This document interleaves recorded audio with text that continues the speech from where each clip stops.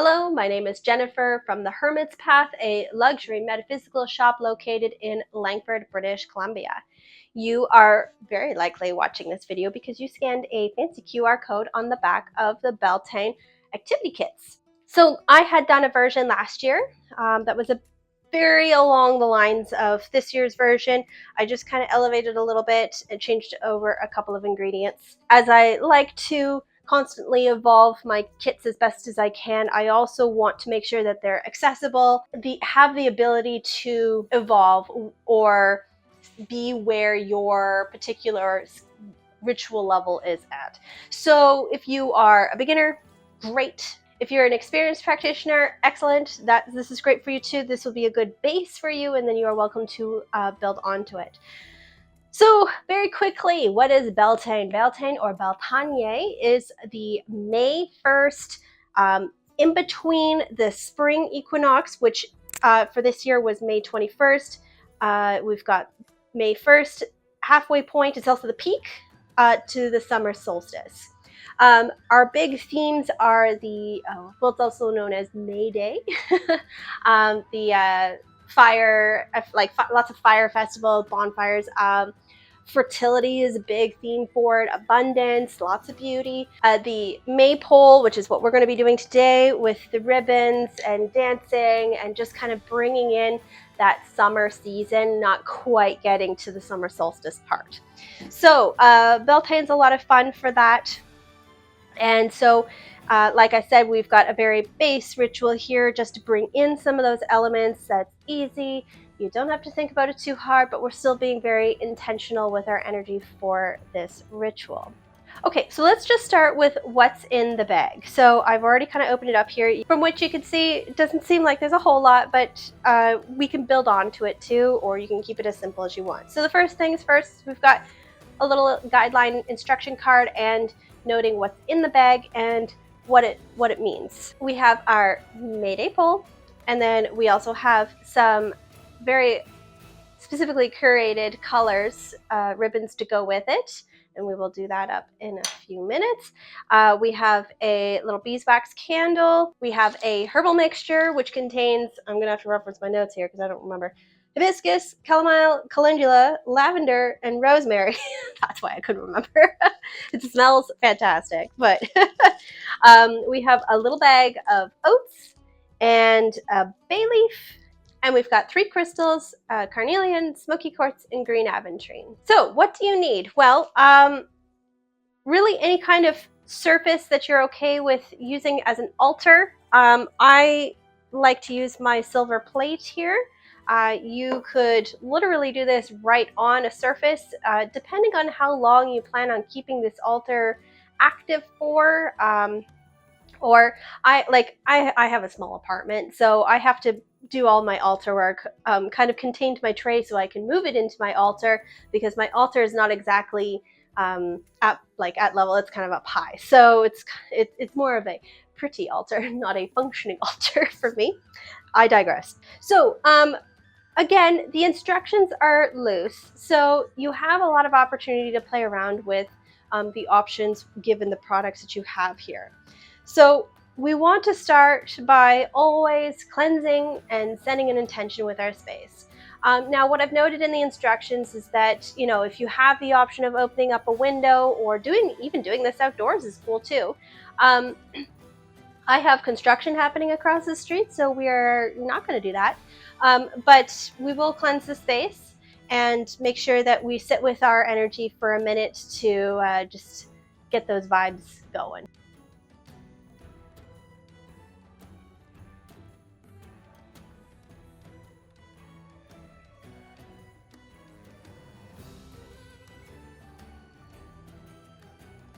Okay, so we've cleansed our space, which is great. As you can see, I have a little bit of like a salt herb mixture. This is, again, not necessary. I just have it because I like using sand or salt as a grounder for any of my rituals. That is a personal taste. if you have salt of any kind and you feel called to use it, you are welcome to do so. Okay, so with the oats and the herbal mixture, you are welcome to use as little or as much as you want. You don't have to use it at all if you have an allergy or anything like that to consider. But for the sake of the ritual, we are going to move ahead. So we're going to use a little bit of the oats and we're going to sprinkle that around. And we're setting our foundation. So much like the salt, I would have done that first, and then I'm adding the oats. And so oats represent fertility and the coming of a new harvest, which is great for the summer and coming into fall, which is when we harvest. So I've got my oats and now I've got my crystals, and so I'm going to set those out. And again, if you are called to not use any of the 3 crystals, or if you have other crystals you'd like to incorporate as well, please feel free. As I like to always mention, be careful of having too many crystals involved and making sure that all of the energy of said crystals kind of vibe and make sense. I personally like to make sure that the energy is all balanced as much as possible, or on the calmer side. Some folks, if you're a chaotic witch, hey girl, have at her. So I am orienting them in a way that speaks to me. And then I suppose if you had a couple of other crystals, you can put them towards the back. You can keep them off your altar or away from it if you want to. That's fine. That is where I'm putting mine. Okay, so now the fun part of trying to determine your placement of where you're going to put your candle and where you're going to put your maypole. So we will decorate the maypole in a minute, but kind of figuring out where you want it. So like, you could have the candle in the back and the maypole in the front. You could have them side by side. It kind of just depends on your preference and or your altar limitations. Okay, we have to move on without my microphone because it has died, I think, indefinitely. So anyway, so we've set up our foundation. We've got our oats and our crystals set up the way that we want to. For our next step, we are going to light the bottom of our candle. So we're going to make a little well here in my salt mixture. You may not have anything, so we're just clearing a spot basically. So I'm just using a candle here to get it all nice and hot and let it drip a bit, and then we're just going to squish it into our surface. There we go. And she's standing. Now, fire safety. Do not leave your candle unattended. Accidents can happen, and sometimes if you haven't kind of glued it down firmly enough, sometimes she just, so please be very, very careful and be very mindful.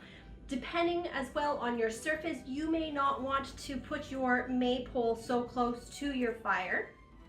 So you might need a different surface, or you might want to put your candle elsewhere. So for example, I've got this guy going as well as my backup candle here. So yes, we need to be very, very cognitive about where, especially if you've got kids involved too, we want to make sure we're teaching proper fire safety. With that being said, we have now got our candle here. We are now going to light it. I'm going to light a different candle because my lighter is being a bit silly right now. That's better. And now I'm going to light the other candle with it. Properly forced.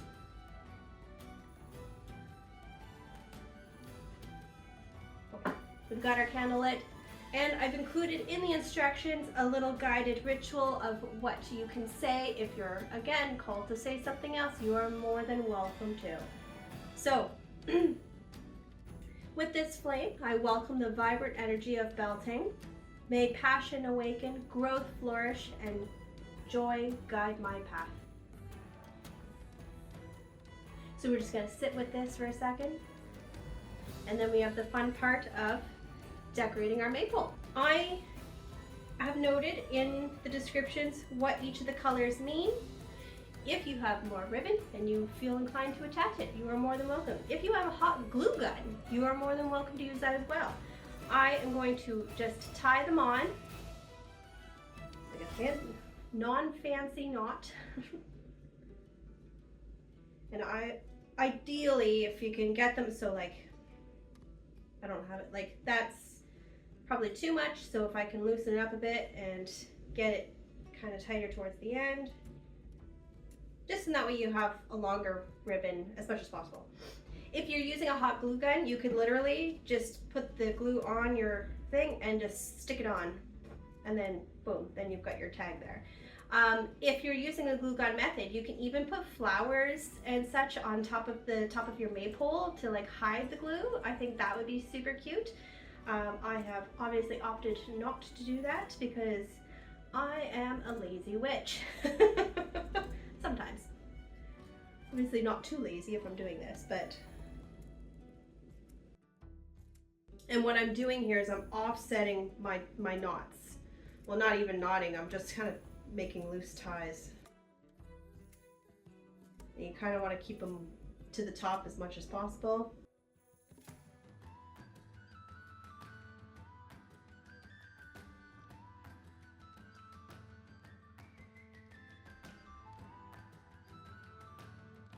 Ideally, with tying your different colored ribbons, because I've noted the what each color kind of represents, when you're tying on that ribbon, to think intentionally of the theme of that color. So like white is a new beginning opportunity, right? So, or healing. So when I'm putting that on, I'm thinking about new beginning. With green, thinking joy and abundance, that kind of thing, right?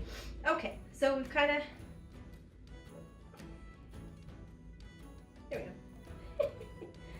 So we've finished our little maypole. So now we're going to make another well in my altar here, or designate a certain spot for your maypole. I am going to, so if you're using the hot glue gun method, then you should just put a little spot there. Otherwise, I'm going in with a little bit of wax.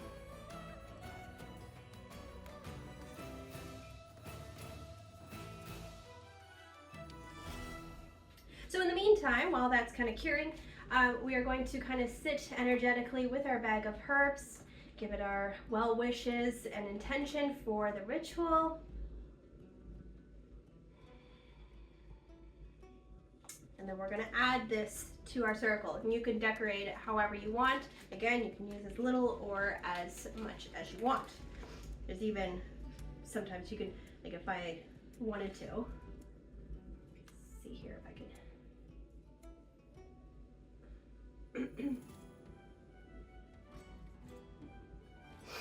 See if I can get this.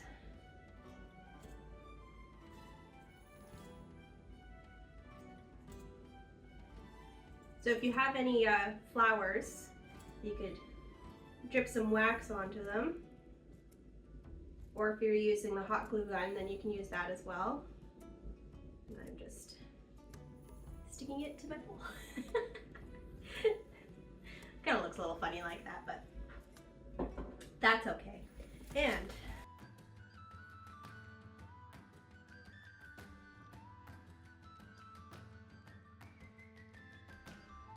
so now we're going to set our intention with our bay leaf. So you can write a one word or a very short sentence depending on how big your bay leaf is. If there's a group of you or more than one person, you're more than welcome to incorporate more bay leaves. Everybody has their own, or if you agreeable onto one intention, then you can also do it that way. In the ritual, I've provided a few examples and I'll read them out to you here. So a creative project you wish to nurture, a relationship you want to strengthen, or a personal goal you want to grow. The kind of idea here is because this is a growth, harvesting kind of ritual, we want, ideally, we want our intention to be in alignment with a growth of some sort. So for me, I am going to be super lame and just put business abundance, because why not?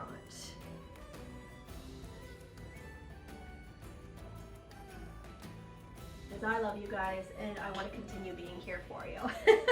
So there's a couple of different options what to do with our bay leaf from here. If you have a heat-proof dish, like a cauldron of some sort, you are welcome to burn it and put it in there. I opted not to incorporate my cauldron for today, so what I'm going to do is I'm just going to hover above the candle where I can just feel the heat, and I'm going to sit with it to give it my energy and the ritual's energy into it.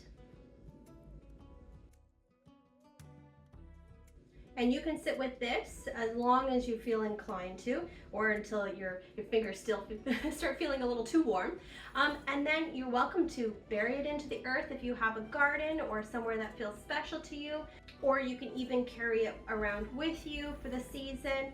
I like to incorporate my bay leaves into my ritual to kind of honor that while the altar is active. We're almost finished. So we've got our maypole up, we've got our candle going, we've just finished our bay leaf. So now this is an opportunity to just sit with your altar. You can even just let it go while you kind of do contained activities, and by that I mean we're not leaving the candle unattended. So even just having a really nice conversation if you're with friends, or just sitting with your own energy. How you use this time is entirely up to you. You also don't have to let the candle go all the way through if you just don't have the time. You can snuff it if you feel inclined to. I mean, this has about a 30-40 minute burn time to it, so I like letting it go if I can. However, if I have to stop it, then I try to still use the rest of it in an aligned ritual, so that way the energy is carried through. That's just how I roll with, especially for the small ones. For the big ones, it's whatever. I don't care too much personally, but it's ritual as intended, because it's just they have so many hours to them. But for the little guys, I find it's more intentional to have the energy kind of continued if you're going to share that same candle. Other than that, we have the opportunity to thank the energy. If you work with deities, you're welcome to thank them, or anybody else spiritually that connects or resonates with you. And yeah, you're welcome to keep this up for the season. Obviously not burning, but keep the altar itself up in your, whether it's as a plate like I have, or on your altar if you've got a desk or a bookshelf or a little corner somewhere in your home. And just enjoy the fruits of the new season. Thank you again so much. Again, this is just a nice simple little ritual for your Beltane season.